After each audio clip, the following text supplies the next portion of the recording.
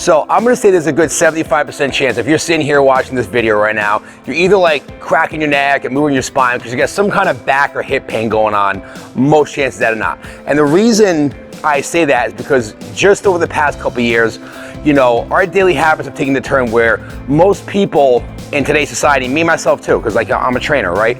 You know, we're in an environment now where everything's so digitized. We're on our cell phones, or we're on computers, or like me, you're a side sleeper, and we're finding ourselves in these positions where even if you look on my back right now, we're hunched forward and we're not sitting with proper posture, because the second your mind goes to somewhere else, you forget about it.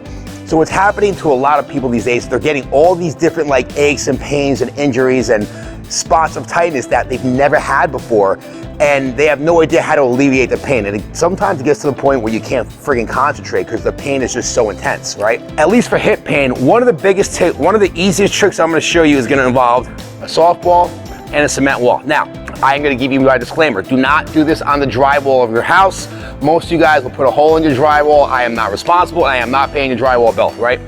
But you want to find a nice sturdy wall. You're gonna get a softball because it sits farther off the wall than a baseball will. And all you're gonna do is take the ball, put it in the crease of your hip, right here where your tightness is. And then what you're gonna do is just gonna lean up against that wall and you're gonna roll, putting pressure into it, all along the seam line of the hip, right? Now, for those of you guys who work out, you can probably figure out the spots right to go to. But for those of you guys who don't work out, you kind of want to just roll around to feel where you feel tightness and tension, right? If it feels bad, like a bone, don't roll over it. That's good life advice, right? But as you go through, you're gonna find a few spots, like I'm sitting right here on my hip.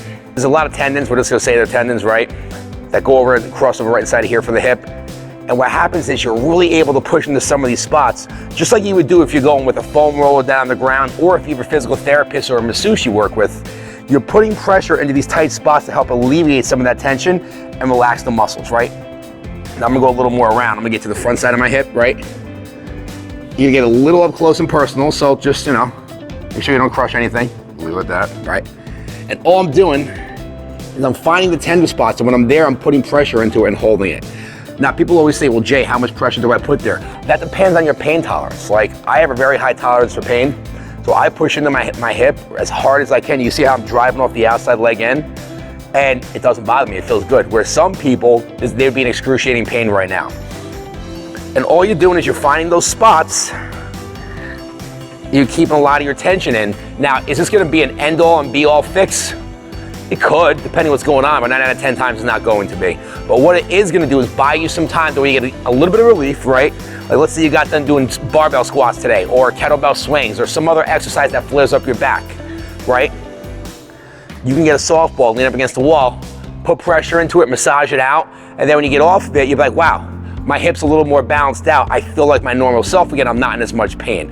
And that's a nice little easy life hack, well, I'm gonna say gym hack, I should say, to take away a lot of that tension in like your hip, your lower back.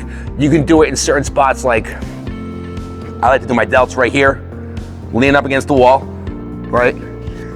You gotta go, you know, make sure you don't slip. And a big part of it is just experimenting to find where you have all the little areas of like tightness and scar tissue.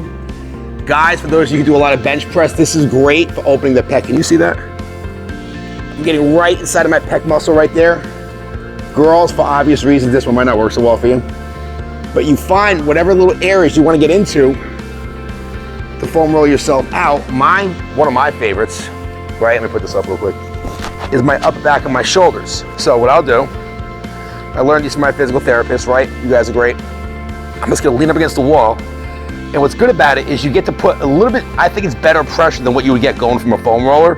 And then I can do all the arm manipulations I would have to do to get deep under my shoulder blades and into the spots, oh, that's good, where I normally have my tightness.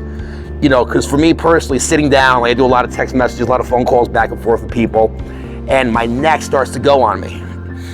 But because I know what spots I gotta get into, I can go down here, get a ball, and within 3 to 5 minutes, give myself enough relief where I can get back to doing whatever I was doing before, and it's not like such a hindrance on my day anymore. So all that is self-myofascial release with a softball up against a cement wall.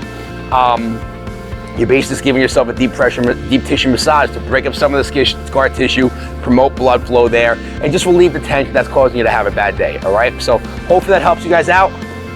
Try it. Like I said, don't do it up against your drywall because you could potentially put a hole in your wall. You will put a hole in your wall. And then your spouses are mad at you, and I don't want to be the cause of any divorces, all right? So let's just keep everything good. Guys, if that helped you out, do me a favor, leave a comment in the comment section below. Maybe share it with somebody in your life that you know can benefit from seeing this, or if it just helped you out in general, give it a quick like by hitting the like button and use it whenever you need to. Thanks for stopping by. See you in the next one.